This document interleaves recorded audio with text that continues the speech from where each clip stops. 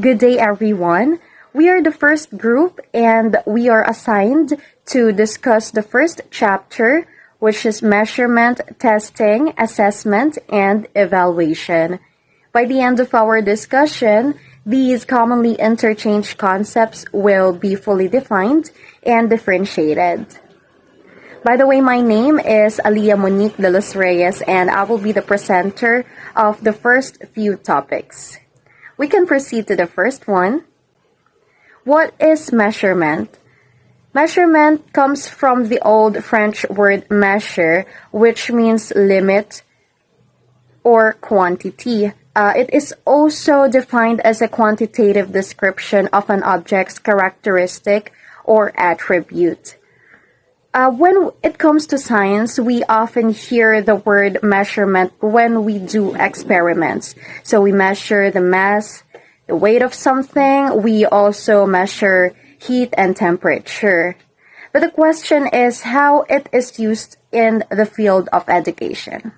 Teachers are interested in determining how much learning a student has acquired compared to a standard, or which is also called criterion, or in reference to other learners, which we call norm referenced. Okay. We also have different things that our teachers measure. So first on the list is the readiness to learn. We also have the recall of facts, demonstration of specific skills, ability to analyze and solve applied problems. And we also use different instruments in order to measure a student's learning. We have tests, portfolio, oral presentation, rubrics, and written reports. So out of these 5 examples, test is the most commonly used instrument when it comes to evaluating or measuring students' learning. So, testing is a formal, systematic procedure for gathering information, and that is according to Russell and Aration in 2012. And according to Miller, Lin, and Gronlund in 2009, a test is a tool comprised of a set of questions administered during a fixed period of time under comparable conditions for all students. We also have different types of testing, and we acknowledge the significance of a test as a source of information in helping teachers provide the best learning experience to students. There are several types of tests, and the successful use of one depends on the purpose of the construct to be measured. Like, for example, a teacher wants to measure students' ability when it comes to writing. He or she cannot give an oral test because the results will not be accurate. Now that we know how important it is for teachers to choose the right type of tests, the different types of tests and their definition will be explained to us by the next presenter. Thank you. Good day, I am ALLIANE LUMABAO and I'm going to discuss the types of testing. So we have here the according to mode of response. We have oral test, written test, and performance test. In oral test, answers are spoken because when we say oral, it is viva voice. Test takers give their answers orally. It can be used to measure oral communication, for it allows students to express themselves more through talking. Also in here, we are able to identify the students understanding concepts, theories, and procedures. Plagiarism is not most likely to happen, unlike in written tests, but it consumes time and can be stressful to others. So most probably, it favors extrovert and eloquent students because extrovert students love to talk and communicate, allowing oral tests to be their strength and makes them comfortable talking, expressing their answers effectively, rather than those who don't. But oral test is not appropriate for abstract reasoning tasks. Examples of oral tests is graded recitations, where students are tasked to answer specific questions through talking. Next is written test, activities wherein students either select or provide a response to a prompt. Written tests cover all the tests that can be seen through writing. So normally it enhances students' writing communication skills, and it can be administered through group or individual activities. Written tests also assesses lower and higher levels of cognition, provided that questions are phrased appropriately. It is a test where answers to questions are written by the test takers. It can either be true or false, multiple choice, matching, short answer, essays, completion, and identification. Examples can be reaction paper, written assessments, quizzes, exams, and a lot more to mention, like we normally do in schools. Despite of criticism, written tests can be fair and efficient. Next is performance test. Activities that require students to demonstrate their skills or ability to perform specific actions can also be called performance assessments. It includes problem-based learning inquiry tasks, demonstration tasks, exhibits, presentation tasks, and capstone performances. In here, students are tasked to perform activities that requires them to demonstrate their skills, and it is called performance assessment, for it assesses students' performance in demonstrating the things that they have learned during the class.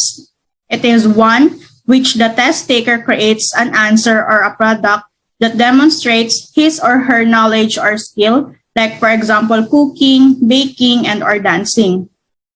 Although performing such tasks can be fun and thrilling, cost and efficiency are some of the drawbacks. Next type of test is according to ease of qualification of response. As to way of scoring, a test can be classified as either objective or subjective. An objective test can be corrected and quantified quite easily. Scores can be readily compared, and it includes true or false, multiple choice, completion, and matching items. Because in here, it is a test paper and pencil test, wherein students' answers can be compared and quantified to yield a numerical score. And this is because it requires convergent and specific response. Like for example, quizzes and exams where it contains only one correct answers, allowing it to identify the scores easily. Unlike in subjective, where it contains illicit varied responses, have more than one answer, includes restricted and extended response essay, and scores are likely to be influenced by personal opinion or judgment. Because here, it is a paper and pencil test which is not easily quantified, as students are given the freedom to write their answers to a question, like for example, essays. Thus, the answer to this type of test is divergent. Scores can be influenced depends on how the checkers feel about the submitted work. Okay, so next is the according to mode of administration. There are two types of tests in here, which is the individual test and the group test. In individual test, it is given on one person at a time, can help identify intellectually gifted students. Likewise, they can also pinpoint those with learning disabilities or LDs. When we say LDs, LDs are neurological disorders that impede a learner's ability to store, process, or produce information properly. Testing can aid in identifying learners who are struggling in reading or dyslexia, math, dyscalculia, writing, dysgraphia, motor skills, dyspraxia, language, dysphasia, or visual or auditory processing. In short, individual test gathers extensive information about each student's cognitive functioning and his or her ability to process and perform specific tasks. Aside from assessments data obtained from a wide array of given tasks, the teacher can also observe individual students closely during the test to gather additional information. And here in group test, it is administered to a class of students or group of examinees simultaneously. It is usually objective and responses are more or less restricted. Information obtained from group tests is not as comprehensive as those from individual tests. So in group tests, there is a less opportunity to establish rapport or help students to maintain the interest in the test. Additionally, the students are assessed on all items of the test. So, hi everyone, my name is ANDREI TEMON and I am in charge to discuss some of parts of our report, which is measurement, testing, assessment, and evaluation. So, according to the constructors, classified base that can test is either standardized or non-standardized. So, meaning to say that Miller, Lin, and Grunland of 2009 states that differentiate standardized tests from classrooms of informal setup. So, they say that along with the perception of informal setup, the content they became more reliable is to among the administration, such as the result as well. And also, as the side of classification of the data, there are two kinds of it, which are the standardized and the non-standardized tests. There are two types of student assessment. The standardized and the non-standardized tests are characterized with different purposes, styles, and methods. The effect of it is to both assessment is regarded to the positive and reliable because the students get a chance to have evaluate our own level and have a knowledge to clear up the personal abilities to work on and to work on their weaknesses and to improve themselves as a students. So now let's discuss the two kinds of tests according to the constructors. So the standardized test. Standardized test is standardized assessment that are controlled assessment also.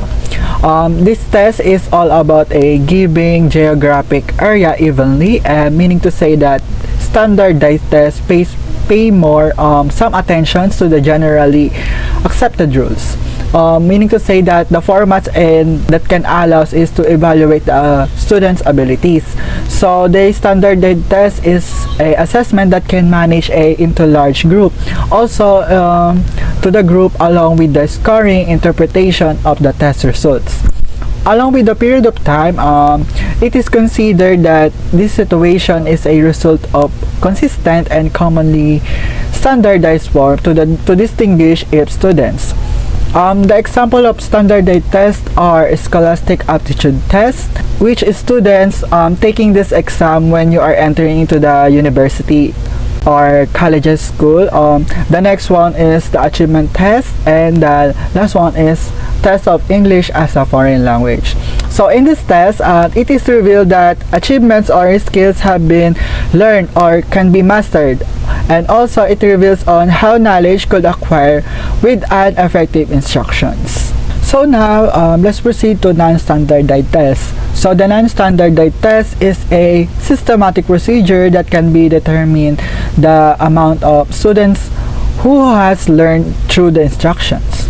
So basically it is focused on the examinee's attainment, and also it given a time frame that can be student used to evaluate it and the progress of it in school. However, they vary or they relay from the school to school or teacher to teacher. The example of non-standardized tests must be a test but should be written on examinations that includes essays, short stories, and objective type of tests. So now, according to the mode of interpreting result, tests that yield norm reference interpretation. This is the type of standardized test that encompasses a student of performance to the performance of the same age students or normative group. For example, is the Olympic game. The Olympic game, we all know that they consist of players. So the players must be divided into groups because there has a category on each game. So we can say that every player has to defeat their rivals at the same age. So mean to say that this test that can interpret the evaluation of measure of the students or maybe the players. The student's performance is also the relation of the performance of a group of or the same test.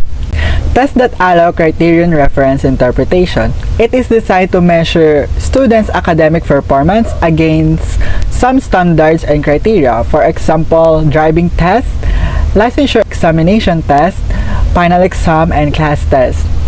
These skills should be presented to learners before instruction, and also it is provided to assess prerequisite skills. The criterion of reference is test all about the mastery and also to test the performance, to set the objective and to maximize that can anyone meet the criterion of and to get a high score. According to the nature of answers, the following tests are classified according to the construction, and they are measuring including the personality, intelligence, aptitude, and their social relationship that must be in students. So meaning to say that these tests, according to the nature of answer, they construct and to pick of it the horizons of the students into the intelligence things or maybe the social interactions to the people that they can meet, and also to relate the students' ability and skills management. According to the nature of answer, there are three kinds of tests, which are the personality test, achievement test, and intelligent test. So the personality test, it is derived as a no right or wrong answers, but it is measured to be a personality and a person's behavioral. So this test is used into guidance counseling, individual or relationship counseling, and some tests can be determined as a personality, strengths, and weaknesses. So we are as of now, we as a college students, we are knowledgeable about personality tests because some of us uses it to catch someone's heart or to fling with other people. Yeah, and next one is the achievement test. The achievement test is to determine the student's potential, learn, and to do new tasks. For the example is the aptitude test, because this is the best example for that. Why? Because it is relying to the measures of the students that ability can predict. For example, you are thinking about your college life, so you can take an aptitude test to measure it, what you're willing to want to be in your future or for the next 5 years. However, it is a compromise of the item that can require the demonstration of the knowledge and the skill levels. And the last one is the intelligence test. The intelligence test is a test that can measure your intelligence. Also, this is a psychological test that can be designed to measure your mental functions such as the reasoning, comprehension, and judgment. Meaning to say, it is a compromises mental, verbal, and performance tasks of a graded difficulty that can have been standardized by use of one representation and sample of population. For example, for that is the intelligence test, including by the Stanford Binet intelligence and the scale of it. So it is include the intelligence scales that can matter into the psychological form, including your mental and such as the functions of your comprehensions and reading skills. Hi everyone, my name is Angelin and I will be the one who will discuss the function of testing. So the function of testing is one needs to be aware to the purpose of testing in order to select the most appropriate type of test. So there are tests that can be classified into 4 categories, such as instructional, administrative, program evaluation and research, and guidance. So the first one is the instructional function. Under instructional function, there are 5 tests. So the first one is test facilitate the clarification of meaningful learning objectives. So test facilitates the clarification of meaningful learning objectives. When instructing tests, teachers are reminding to go back to the learning objectives. Like for example, when teachers are committed to teaching and learning activities and the assessment tasks that are be provided by them. So the next one is tests provide a means of feedback to the instructor and students. So they can be used for self-diagnosis. Like for example, student can access their own learning and performance. And also, feedback is any response regarding a student's performance or behavior. It can be verbal, written, or gestural. The purpose of feedback in the assessment and learning process is to improve a student's performance, not put a damper on it. It is essential that the process of providing feedback is a positive or at least a neutral learning experience for the students. So negative feedback can discourage student effort and achievement. Instructors have the distinct responsibility to nurture a student's learning and to provide feedback in such a manner that the student does not leave the classroom feeling defeated. So next is tests can motivate learning. And a meta-analysis study research that examined similarities and differences between several studies on classroom testing in schools in the United States. Like motivating students can be difficult, especially where exams are concerned. The prospect of preparing learners for them seems like mammoth task, but assessment can also be a way of encouraging motivation. Students are essentialized in different ways through internal and external motivation. Internal motivation is when someone takes an exam for their own satisfaction or interest without immediate external reward. External motivation is driven by other factors such as the need to graduate or get to a particular level for career advancement. So the next is tests can facilitate learning. The effect of testing had been studied by researchers, indicating improved performance when learners are given the opportunity to practice retrieval before being given the final test. So this retrieval practice can be as simple as asking students to write down 2 to 4 facts from the prior day or giving them a brief quiz on a previous class lesson.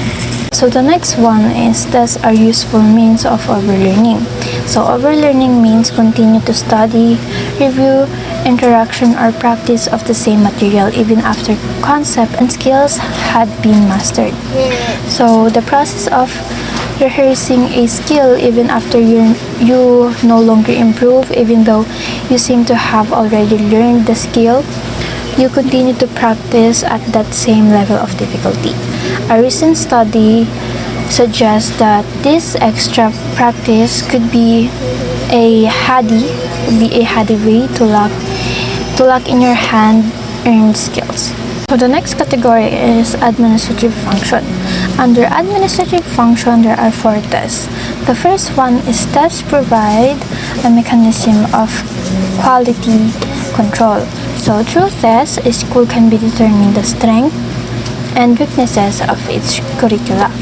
Like for example, when the administrator can make a way to improve outcomes and assessment and implement and check for improvement in their students, such as assigning them to make activities, quizzes, project, and etc.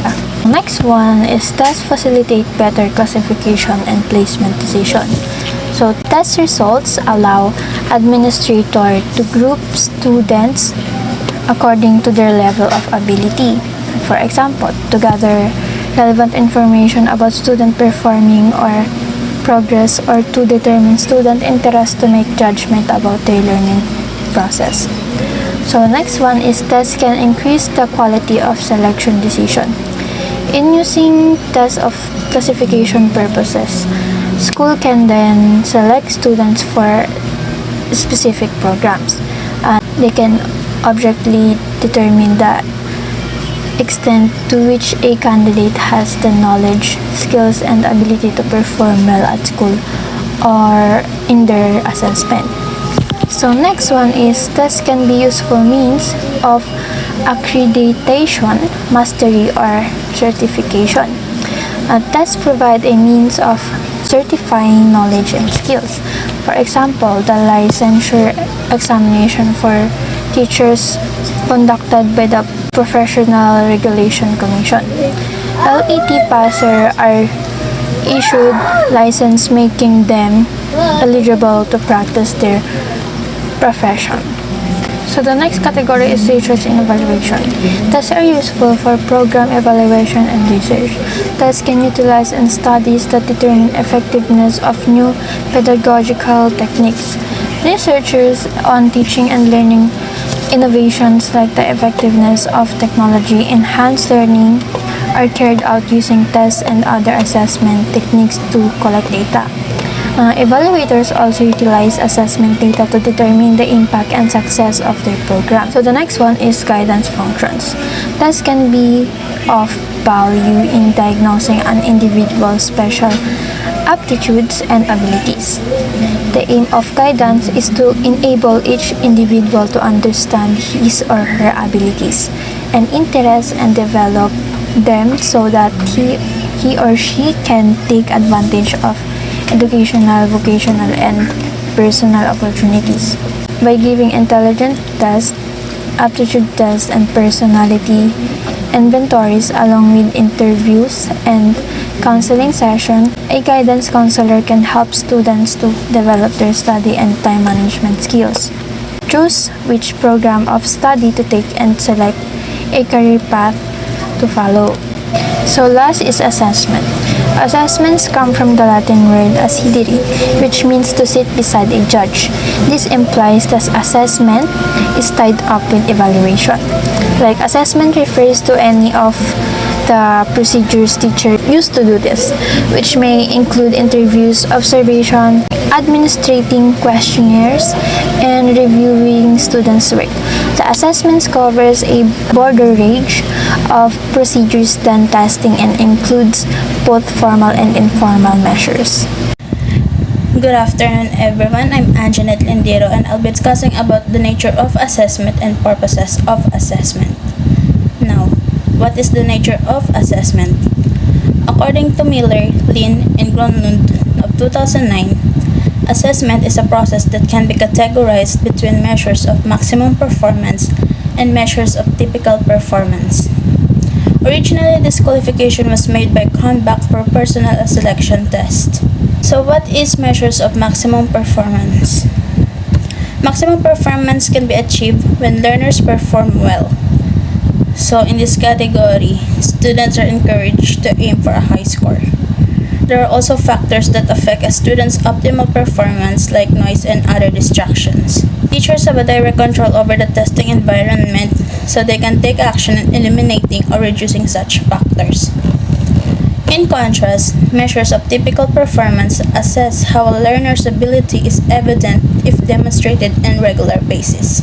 So, unlike the measures of maximum performance, measures of typical performance focused on the learner's level of motivation rather than their optimal ability. In short, measure of typical performance shows what students will do or choose to do in regular basis, while measures of maximum performance manifest what students can do at their level best, their abilities and achievements. Now, let's take a look at the examples of measures of maximum performance and measure of typical performance. The two primary examples of measures of maximum performance are achievement and aptitude test. Achievement test measures an individual's competency in a specific area. Spelling, arithmetic, and periodical tests are primary and typical examples of classroom achievement test. National Achievement Test or NAT is a standardized test that is designed to determine the achievement level of students in 5 subjects. These are English, Math, Science, Filipino, and Araling Panlipunan. Is also an example of measures of maximum performance. Aptitude test, on the other hand, measures the learner's ability or capability to learn. Examples of aptitude tests are abstract reasoning, logical reasoning, inductive reasoning, and clerical aptitude. Aptitude test conveys to the teachers and other evaluators how a learner is likely to perform in school, his or her prosperity to succeed. As for measures of typical performance, these include attitude, interest and personality inventories, observation techniques, and peer appraisals. Personality and interest inventories provide insights into the learner's personality traits, interests, and potential career preferences. An example of it are Myers-Briggs Type Indicator (MBTI) and the Strong Interest Inventory or SII. Meanwhile, observation techniques includes scoring rubrics, anecdotal records, portfolios, checklists, and rating scales. Let's dissect each one of those observation techniques. So, rubrics, they are scoring guides or set of criteria used to assess a student's skills or level of understanding. So we as a student is very familiar with this one. We often see it whenever a teacher given activity or written works. Next is anecdotal records. Anecdotal records are notes containing a teacher's observation of how students learn and perform as well as how they interact with their peers.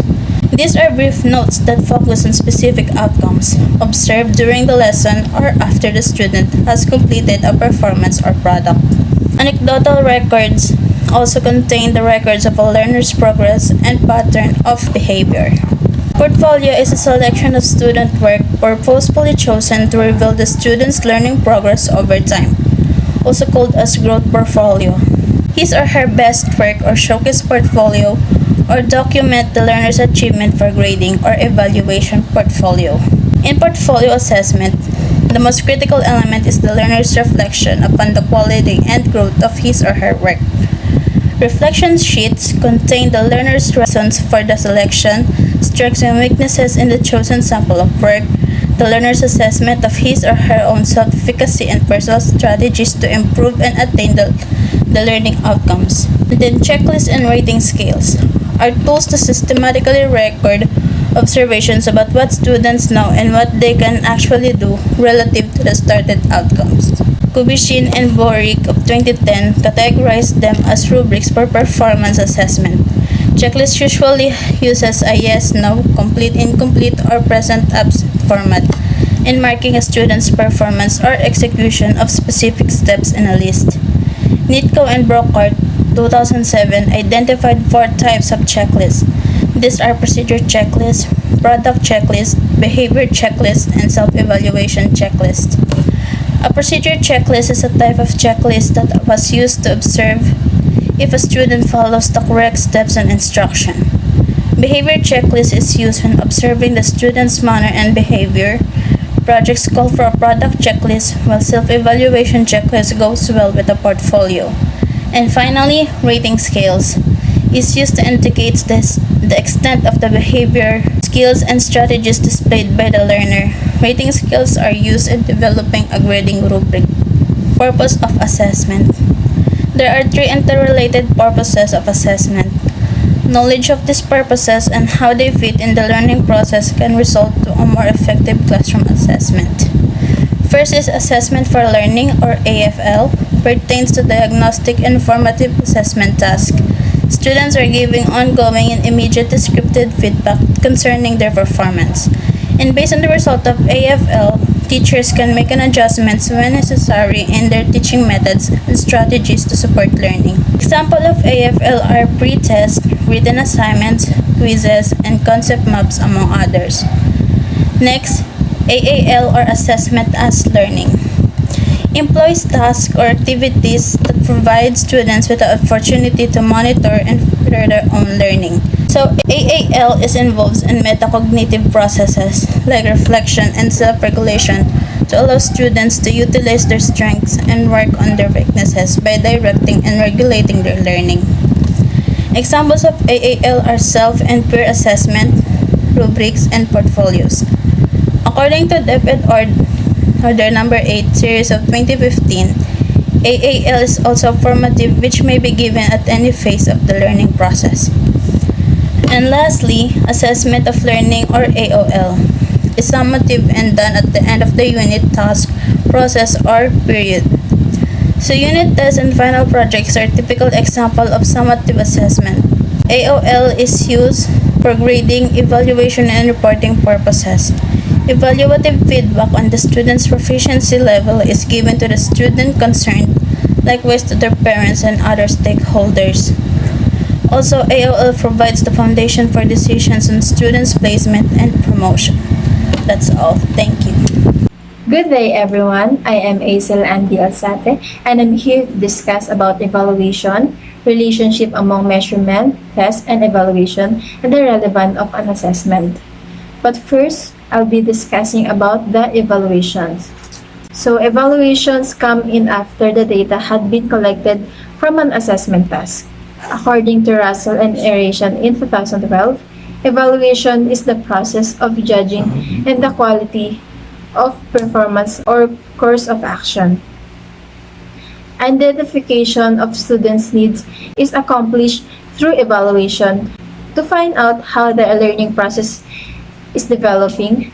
Both the teacher and the students participate in it. Evaluations help in identifying the aspect of a program or effort that are effective and could be improved. Students can be observed throughout the school days to gain valuable insights into their learning requirements and development. In the next slides, there's a graph that shows relationship among measurement, tests, and evaluations. There are 5 areas in this graph. In the first area, observation is example for this, where measurements or tests doesn't involve because teachers have not given tests and grades during observations. And this can be used to diagnose learning problems among students. In the second area, where measurement and evaluations are included but not the test. Ranking used by teachers so they know how well did a student perform during a grading periods compared to his or her classmates. They measure the grades of each student to know their rank, who is the highest and the lowest.